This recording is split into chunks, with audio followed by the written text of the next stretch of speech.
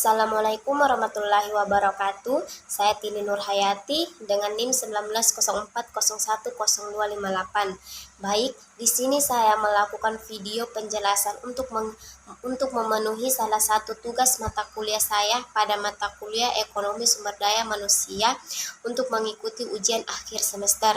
Nah, baik, di sini saya akan menjelaskan dua materi, yaitu pertama materi mengenai ekonomi wanita berpendidikan, disparitas dan produktivitas kerja, dan modal intelektual dan keuntungan investasi pendidikan. Nah, baik, di sini saya akan menjelaskan mengenai ekonomi wanita berpendidikan, disparitas. Nah, baik, kualitas sumber daya manusia perempuan berarti secara fisik, mental, psikologis, dan talenta adalah dalam kondisi yang sangat baik. Apabila prestasi pendidikan perempuan dalam kualitas yang baik, maka produktivitas perempuan di dalam bidang ekonomi dapat ditingkatkan sehingga perempuan ini mampu memberdayakan dirinya sendiri dan keluarganya secara lebih mandiri, serta mampu mensejahterakan kehidupannya secara optimal. Kesenjangan gender dalam pendidikan itu dapat diklasifikasikan dalam beberapa dimensi. Nah, kurangnya partisipasi dalam hal ini partisipasi pendidikan. Perempuan di seluruh dunia menghadapi problem yang sama dibanding lawan jenisnya. Partisipasi perempuan dalam pendidikan formal jauh lebih rendah.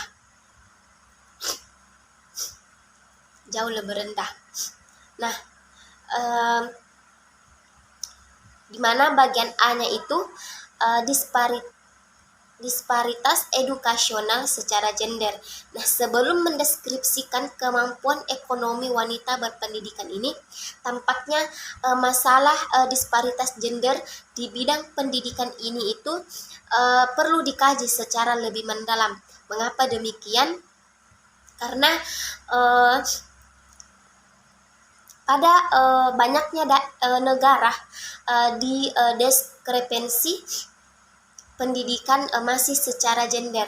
Nah, akses pendidikan bagi kaum pria ini cenderung lebih besar ketimbang dengan wanita.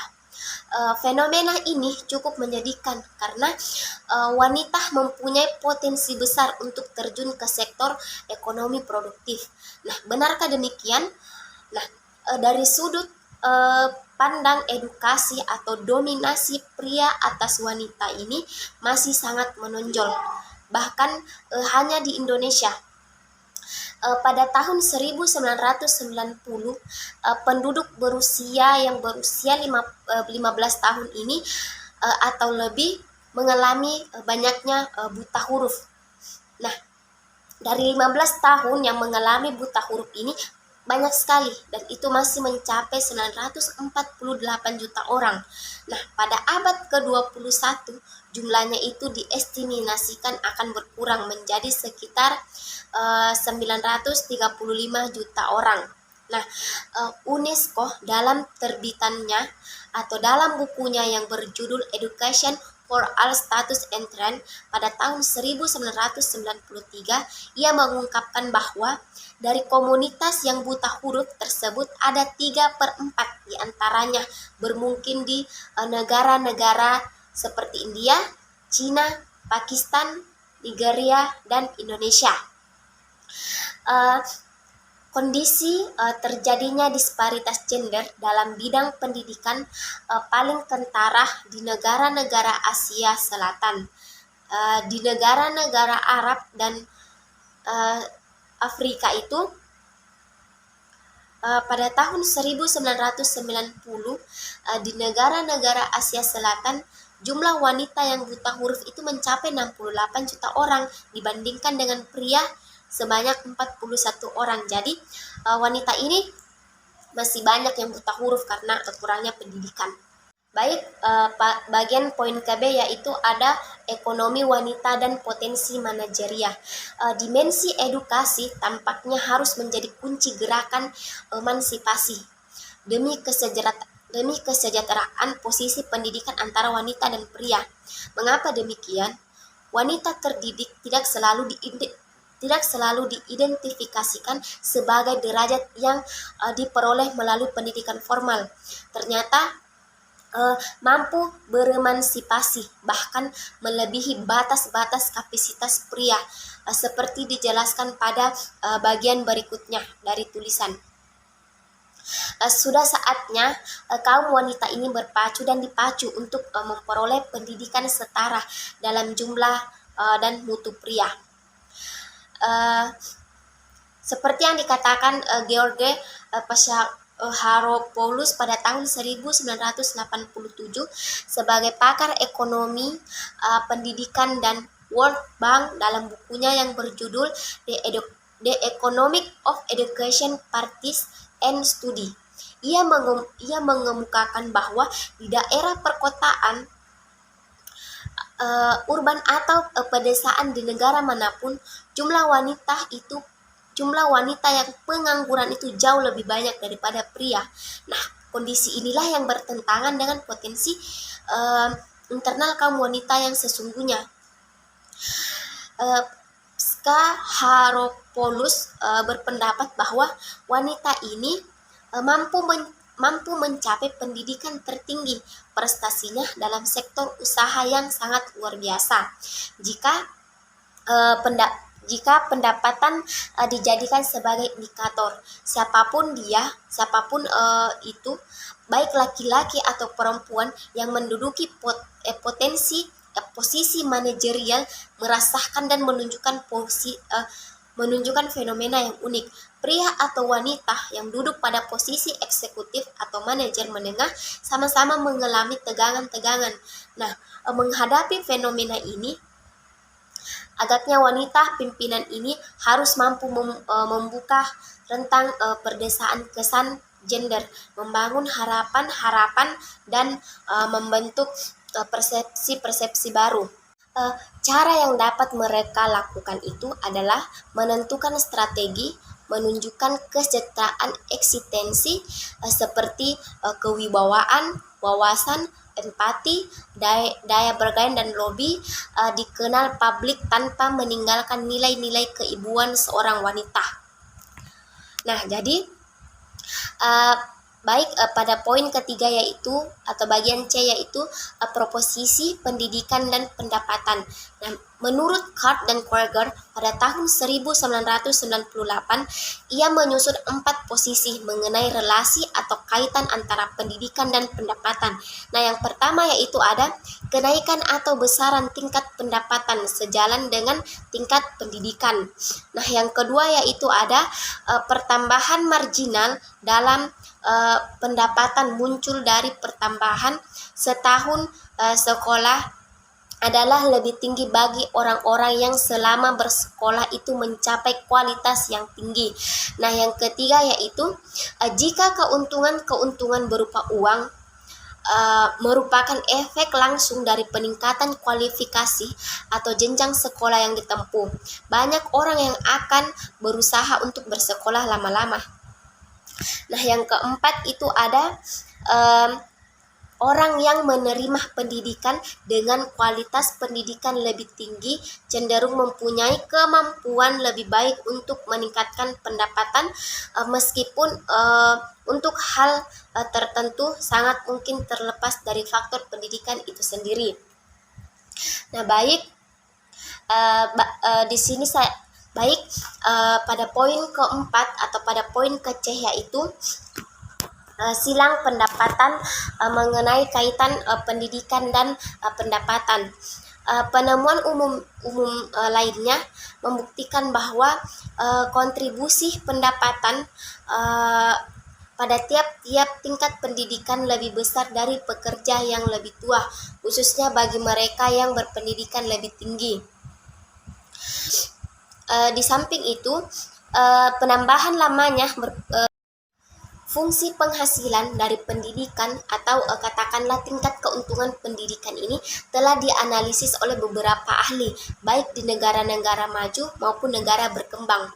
Nah, fokus observasi mereka umumnya adalah subjek berpendidikan yang bekerja pada sektor formal. Nah, sektor formal ini untuk sebagian besar dimasuki oleh mereka yang berpendidikan lebih tinggi, sedangkan sebagian besar tenaga kerja pada sektor informal berasal dari pedesaan pada tingkat pendidikan yang rendah. Nah, bagian kecil atau poin kecil yaitu pendidikan dan produktivitas kerja. Meskipun tingkat keuntungan dari investasi pendidikan yang telah banyak dikaji, ada beberapa negara yang masih sedikit kajiannya mengenai tentang hubungan antara pendidikan dan penghasilan. Sebuah review pernah dilakukan dengan mencakup 18 survei di 13 negara, mengetahui bahwa hubungan antara tingkat pendidikan para petani dan produktivitasnya.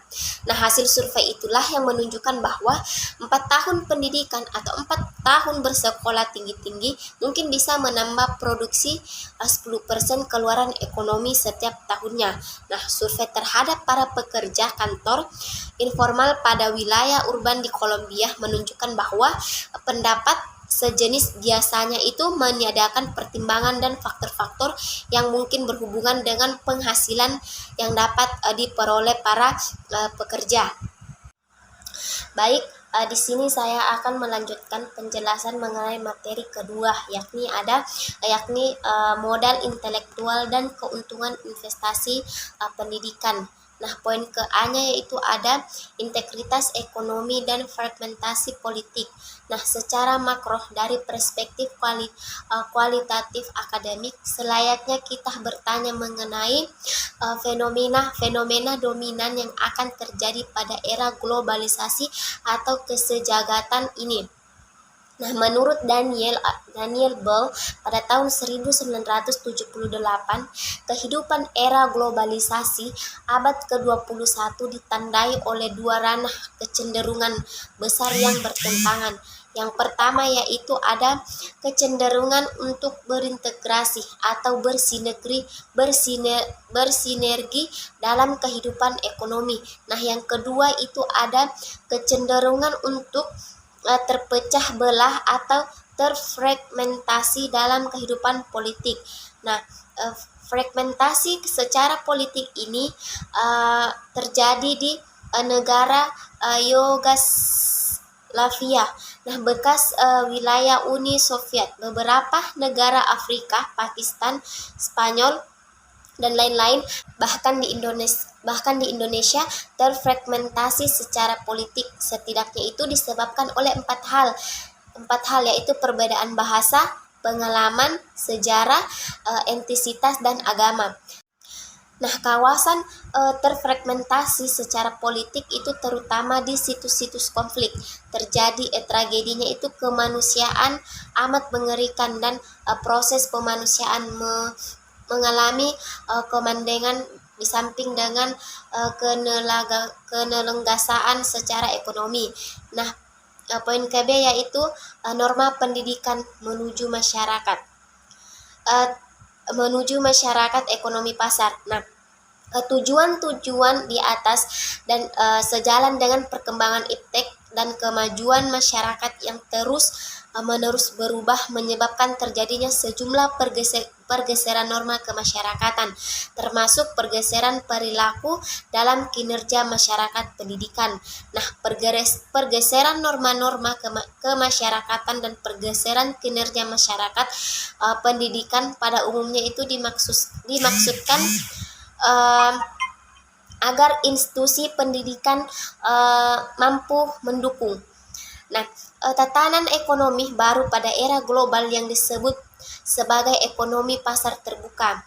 Beberapa pergeseran paradigma dimaksudkan, yaitu pertama, hubungan masyarakat institusi persekolahan bergeser dari pola adversial. Nah, yang kedua yaitu ada unit-unit organisasi di lingkungan instansi pendidikan akan melakukan eksistensial. Nah, yang ketiga yaitu kultur kerja dan bergeser dari kecenderungan komplain berstandar ganda. Nah, poin yang ketiga yaitu ada modal intelektual dan komoditas akademik. Institusi pendidikan persekolahan, terutama institusi pendidikan tinggi, tidak akan luput dari landasan globalisasi, terutama dalam kapasitas menyiapkan SDM yang bermutu. Otomasi merupakan distribusi bahan ajar melalui media online secara digital. Nah, istilah online bermakna bahwa material bahan ajar dapat diakses melalui komputer yang menggunakan jaringan atau instrumen telekomunikasi. Fenomena tersebut membuktikan bahwa di negara-negara maju sekalipun aplikasi teknologi atau informasi untuk kepentingan akademik ini tidaklah mudah dan tidak pula selalu murah. Ada yang negaranya menyiapkan teknologinya itu mahal. Nah, poin ketiga atau poin kece yaitu ada 5 dimensi material manusia. Nah, era global meniscayakan kehadiran sumber daya manusia yang bermutu jauh lebih baik ketimbang periode sebelumnya. Masyarakat masa depan akan terlibat dalam sebuah atau sebanyak fase kompetisi secara ketat. Nah, sebuah kompetisi antara dua kelompok akan berakhir sama-sama menang jika satu sama lain berkekuatan sama. Nah, ketika kelompok kaya berkompetisi dengan kelompok miskin, pasti ada kelompok yang kalah. Nah, pertama, manusia yang kaya materi, kaya batin atau nurani. Nah, yang kedua yaitu ada manusia yang kaya materi, miskin batin atau nurani. Nah, yang ketiga yaitu ada manusia yang miskin materi, kaya akan materi dan nurani. Nah, yang keempat itu ada manusia moderat secara materi dan batin atau nurani. Nah, kelima manusia yang miskin materi atau miskin pula batin dan nuraninya. Nah, yang keempat atau poin D yaitu ada kemiskinan nirmateri. Nah, salah satu kemiskinan nirmateri yaitu penjungkir-balikan atas makna nilai-nilai sejati hak-hak asasi manusia. Nah, seakan-akan diidentik dengan hak pribadi secara tidak peduli dengan hak-hak orang lain. Nah, inilah yang menjadi salah satu kemiskinan nirmateri masyarakat kita, yang menuntut kita untuk dalam waktu yang cukup lama berkontemplasi dalam kerangka menemukan kesejatian, kembali ke fitrah dan membangun kecerdasan emosional dan spiritual secara signifikan. Dalam banyak kasus, perilaku kehidupan dan penghidupan kemiskinan nirmateri ini tidak lebih baik dibandingkan dengan kemiskinan secara materi. Nah, sekian penjelasan materi dari saya. Kurang dan lebihnya mohon dimaafkan. Sekian dari saya. Wassalamualaikum warahmatullahi wabarakatuh.